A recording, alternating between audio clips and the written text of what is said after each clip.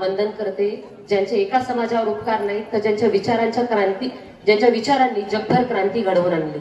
व्यासपीठावर उपस्थित सर्व मान्यवर, आमचे जीवाभावाचे कार्यकर्ते आणि तुम्ही सर्व जनता जनार्दन जेवढे मोठ्या संख्येने इथे उपस्थित झालात, आमचे 2 विचार ऐकायला आलात, त्याबद्दल खूप खूप धन्यवाद। वेळ फार कमी आहे, विचारांच्या प्रवाहात ओघात वाहून जाणार नाही, त्यासाठी काही मुद्दे मी निवडून आणलेले आहेत आणि त्याबद्दल मी बोलणार आहे। अनौपचारिक संवाद असणार आहे, भाषण नसणार आहे। तर ह्या वेळेस महाराष्ट्र 2024च्या विधानसभा निवडणुकीसाठी आशाबाई शिंदे ह्या एक उत्कृष्ट आणि योग्य उमेदवार का आहेत याची मी काही तुम्हाला कारण देईन। मी काही भावनिक किंवा संवेदनशील होऊन बोलणार नाही, तुम्हाला ठळक मुद्दे देईल ज्याच्यावर तुम्ही विचार करावा, एकमेकांमध्ये चर्चा करावी आणि शिट्टीला मतदान करावं अशी मी तुम्हाला विनंती करते।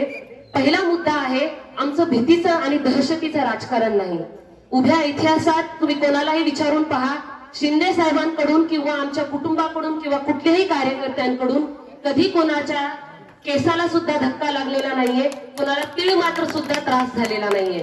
त्याच्यामुळे तुम्हाला जर असा एक उमेदवार मिळतोय, एक हक्काचा लोकनेता मिळतोय, ज्याच्या समोर तुम्ही तुमच्या अडीअडचणी, मनातले प्रश्न, दुःख अगदी मनमोकळेपणाने ठामपणे मांडू शकतात, ज्यांच्या कार्यकर्त्यांकडून तुम्हाला कुठली भीती नाही, ज्यांच्या विरोधात तुम्ही कधी काही बोललात तर तुमची बोटं छाटली जाणार नाही, तुम्हाला काही सोशल मीडियावर पोस्ट केली, कार्यकर्त्यांना काही बोललो किंवा आम्हाला काही प्रश्न विचारले तर आम्ही तो वैयक्तिक विरोध म्हणून घेणार नाही, असं आमचं नेतृत्व आहे, असं आशाबाई आणि श्यामसुंदरजींचं नेतृत्व आहे। तर असं जर नेतृत्व तुम्हाला लाभत असेल, हक्काचं नेतृत्व लाभत असेल, जर आमदार एक कुटुंब प्रमुख म्हणून एक भूमिका बजावणार असेल तर नक्कीच तुम्ही त्यांना मतदान द्यावं। दुसरा प्रश्न, आम्ही विकासाच्या जोरावर हक्कानी मतदान मागतोय, आम्ही आश्वासनांच्या जोरावर मतदान मागत नाहीये। शिंदे साहेबांनी काय विकास कामं केलेली आहेत आपण जवळून अनुभवलेली आहेत, ऐकली आहेत किंवा पाहिली पण आहेत। माझ्या पूर्वी जेवढे काही बांधवांनी बहिणींनी बोललेले आहेत त्याबद्दल त्यांनी वक्तव्य केलं आहे, त्याच्यामुळे मी जास्त काही सांगणार नाही।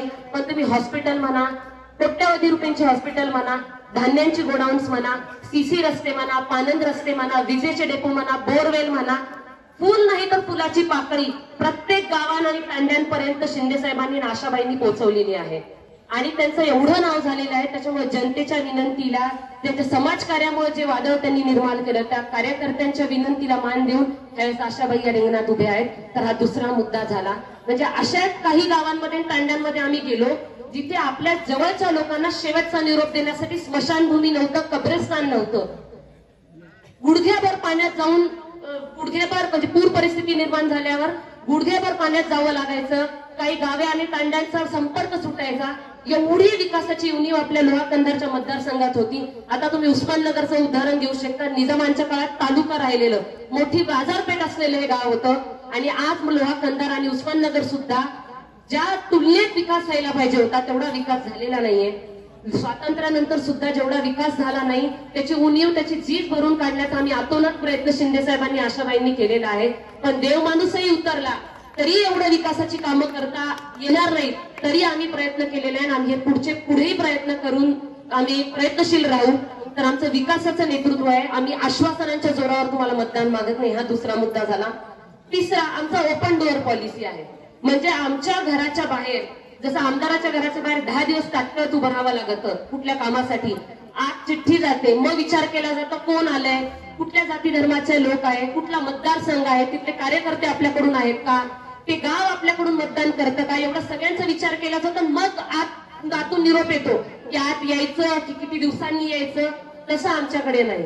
शिंदे साहेब आणि आशाबाई हे नेहमी सगळ्यांच्या अडीअडचणी प्रश्न ऐकतात, ते सकाळ पाहत नाहीत, रात्र पाहत नाही, तर सकाळी किंवा रात्री कधी त्या घरी नसतील, मतदारसंघात असतील तर फोनवरून प्रश्न सोडवतात। तर असं आमची ओपन डोअर पॉलिसी आहे।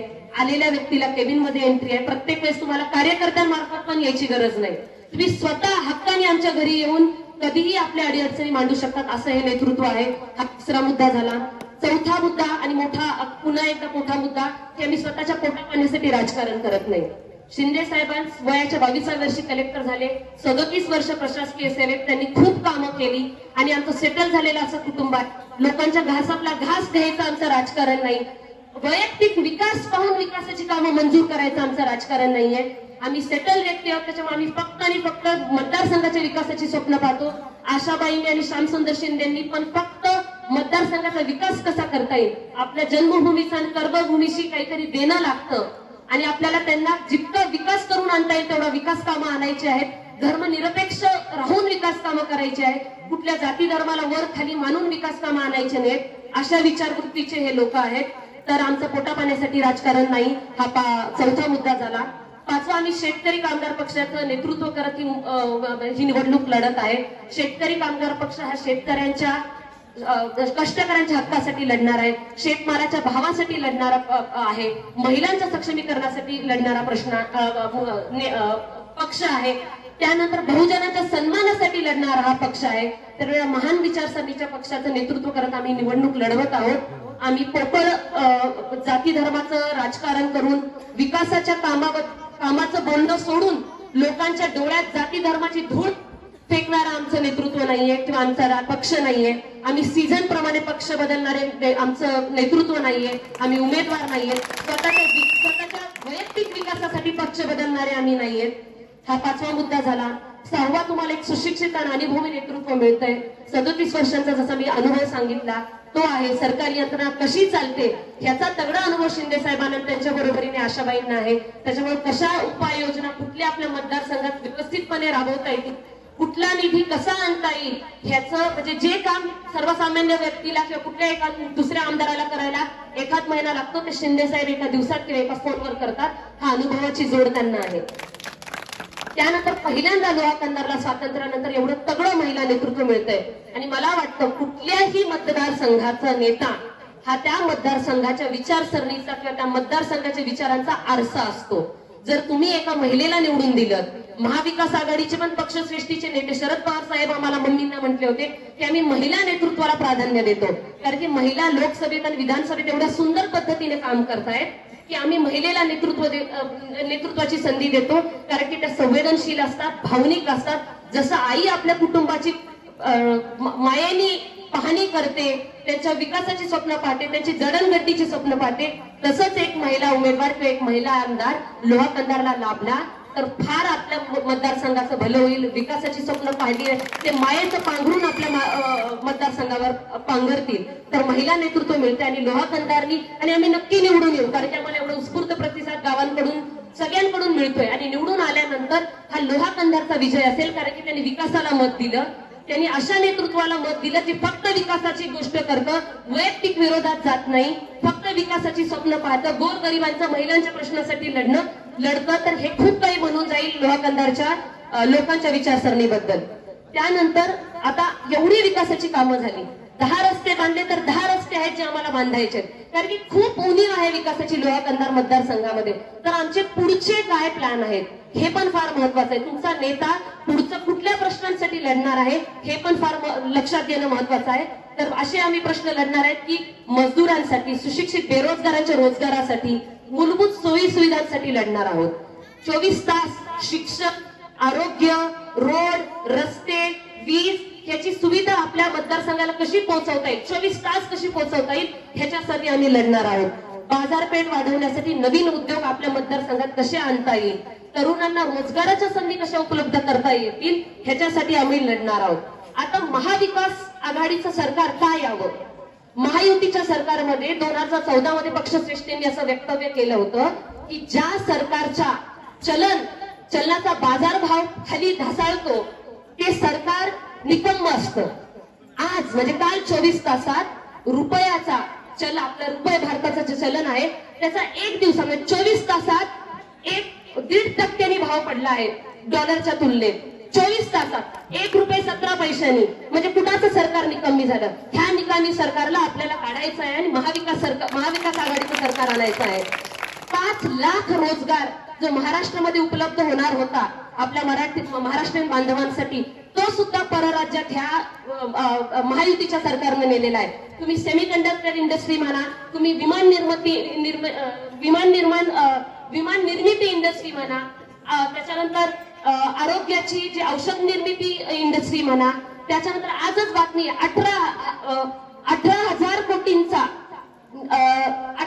कोटींचा सोलार पॅनल निर्मितीचा प्रकल्प सुद्धा परराज्यात ह्या सरकारने नेला आहे. आणि महाराष्ट्र सरकारने आताच्या फक्त आंदोलनाचं सोंग पाहिलेलं आहे. इतके मोठे मोठे 14 प्रकल्प परराज्यात महाराष्ट्रातून नेले. सार्वजनिक मालकीचे हक्काचे प्रश्न, हक्काच्या उद्योगांना त्यांनी खाजगीकरण केलेलं आहे. जेव्हा जेव्हा जनतेने विकासाचा प्रश्न विचारला तेव्हा तेव्हा जाती धर्मावरून पेटवून दिलेला आहे लोकांना. त्याच्यामुळे मी अशी सगळ्यांना कळकळीची विनंती करते की या सर्व कारणांचा विचार करावा. ज्यांनी आशाबाईंचं पारडं जर पडतं आहे आणि महाविकास आघाडीला निवडून आणून द्या. महाविकास आघाडी पहिल्यापासून शेतमालाच्या भावासाठी लढणारी, सोयाबीनच्या भावासाठी, शेतकऱ्यांच्या हक्कासाठी, कष्टकऱ्यांच्या हक्कासाठी लढणारी महाविकास आघाडी आपली आहे. त्यानंतर उस्माननगरमध्ये सुद्धा आम्ही पुढे जास्तीत जास्त निधी आणायचा प्रयत्न करू. आमचे कार्यकर्ते बालाजी इसरकर दादांनी पण शिंदे साहेबांच्या ह्याच्यात आशा त्यांच्या मदतीने तर कोट्यावधी रुपयांचा निधी आणलेला आहे आणि पुढेही ते कार्यरत करतील याचे मी तुम्हाला आश्वासन देते. तर या सर्व कारणांचा तुम्ही विचार करावा. महाविकास आघाडीच्या धोरणांचा विचार करावा. महाविकास आघाडी कशासाठी लढती याचा विचार करावा. महायुतीने आपल्याला किती गोंधळात काढलेला आहे. पहिल्यांदा ताई बोलल्या, त्या म्हणाल्या 753, मला आकडा माहिती 900, तो काही आकडा असेल. एवढ्या शेतकऱ्यांचे बळी गेले, त्याच्याकडे सरकारने लक्ष दिलेलं नाही. या सर्व कारणांचा विचार करून तुम्ही आज शिट्टीला वरून 3 नंबरचं आमचं बटन असणार आहे त्याला मतदान करा अशी मी कळकळीची विनंती करते आणि माझ्या भाषणाचा समारोप घेते. धन्यवाद.